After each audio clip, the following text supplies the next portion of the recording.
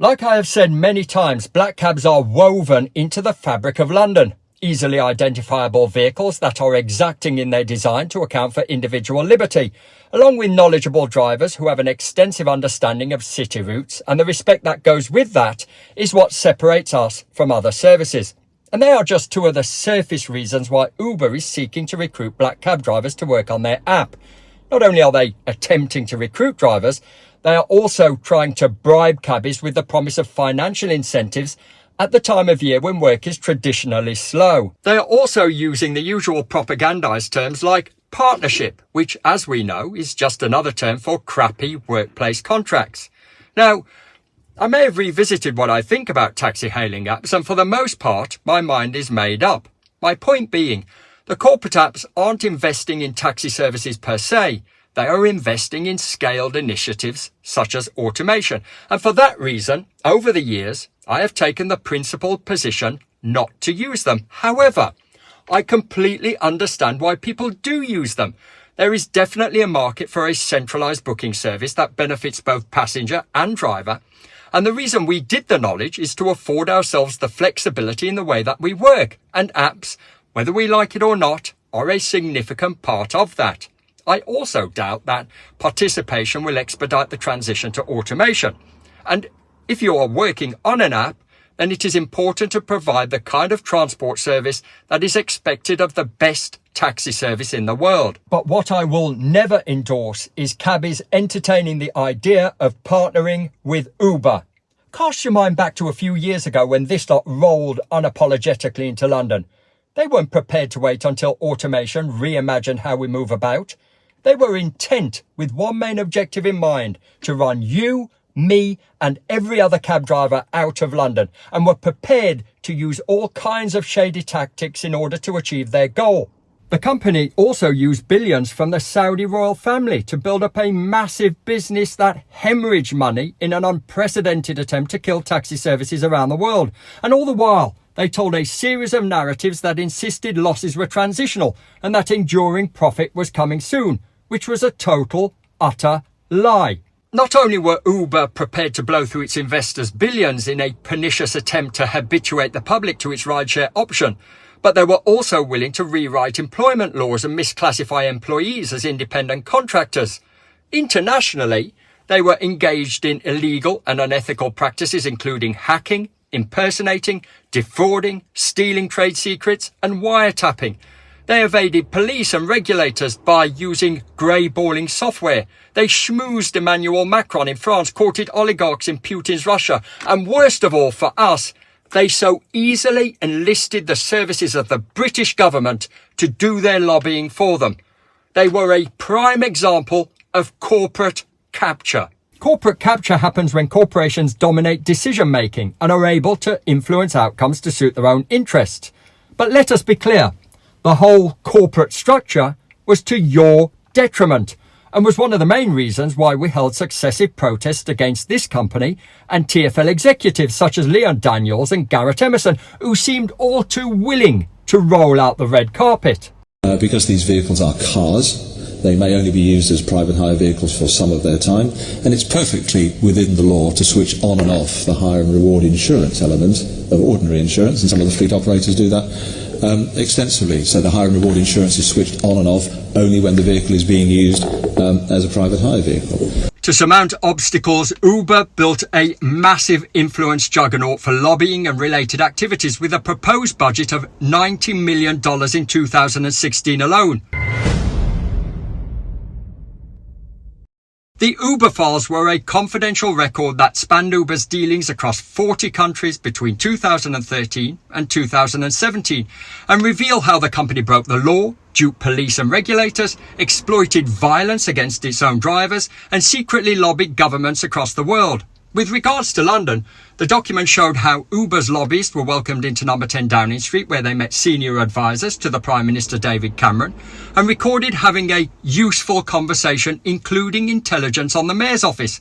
And in his former role as Mayor, it's questionable how steadfast Boris Johnson was in his support of the taxi trade.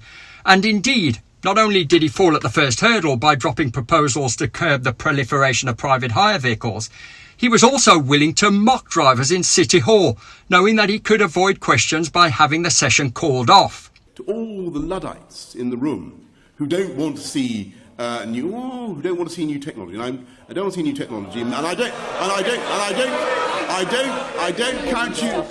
count you among them.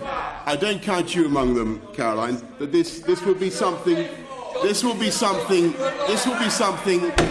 All right. You've been told the meeting will be adjourned. Would you please clear these people out?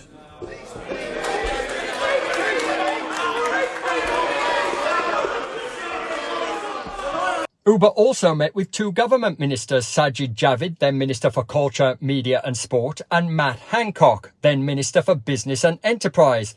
Yes, the Matt Hancock, who shamelessly claimed that he had never heard of Uber until he got caught up in a black cab protest.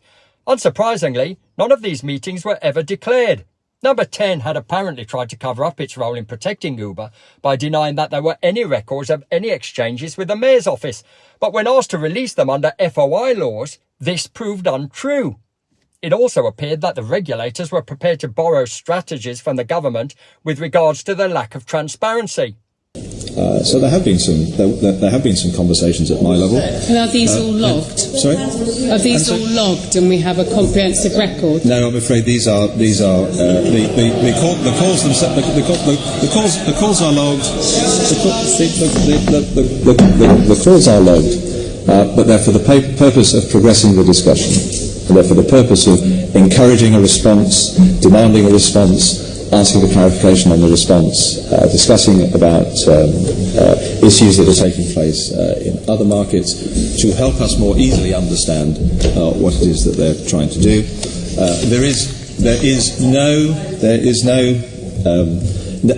Conversations of any substance, of course, are recorded. The sort of conversations I have are the sorts of ones that seek clarification or urge responses. Yeah, I personally, as someone looking in from outside, would think it's kind of inappropriate not to be logging these when you're a regulator. Well, and any other sort of quasi-judicial function.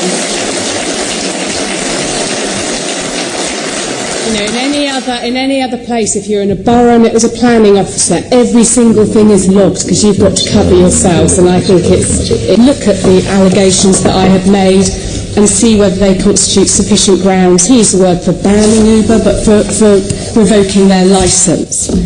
So I'd like to know when you expect to conclude your detailed investigation into Uber's business practice, as agreed by the Mayor.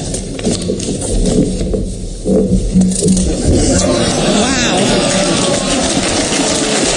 The real question is not whether Uber complies with the regulations, it's whether the regulations are the right regulations for the current arrangements here in London. When accused of breaking the rules, the company solicited customers to serve as grassroots lobbyists and sign Save Uber petitions. And when the agenda seemed in need of a scholarly push, it relied on friendly academics to produce favourable research. In fact, media outlets such as the BBC never reported accurately our side of the story. And was it any wonder when the head of the BBC News at the time was James Harding, who just so happened to be one of George Osborne's closest friends. Oh yes, George Osborne, the Uber shill.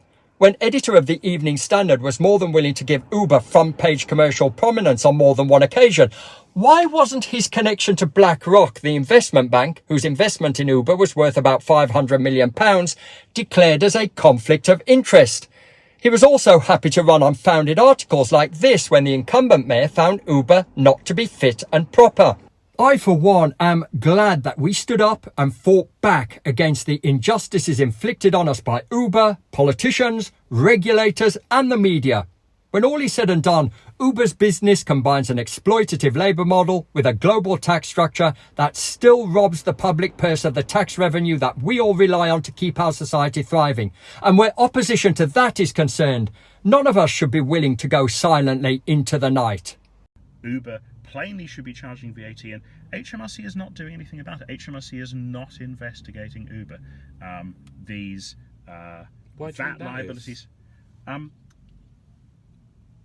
I'm pretty sure that it's because Treasury either Treasury officials or more likely ministers in Treasury are leaning on HMRC and saying, look, we need an accommodative, we need a nice tax environment for these big US tech companies. Now, I fully understand that people might view this as a bit of a rant, but for those drivers who weren't around in 2014, 15 or even 16, need to understand that this was a full-on fight against a multi-billion-dollar monolith that was willing to go to extreme lengths in order to annihilate the London taxi trade, to take bread from your children's mouths, and they gloated at the prospect of doing so.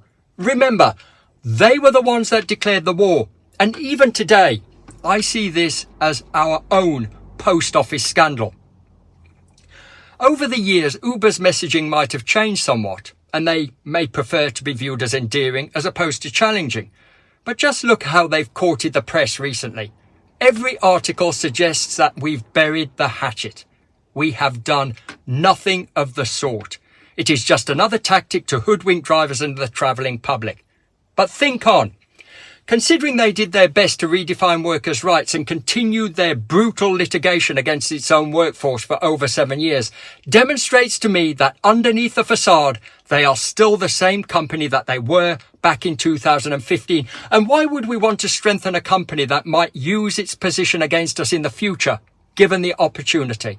Let us not forget, the nucleus that separates us from private hire and Uber specifically is the street hail. That's the differential. And that's what we should focus on marketing, strengthening and promoting.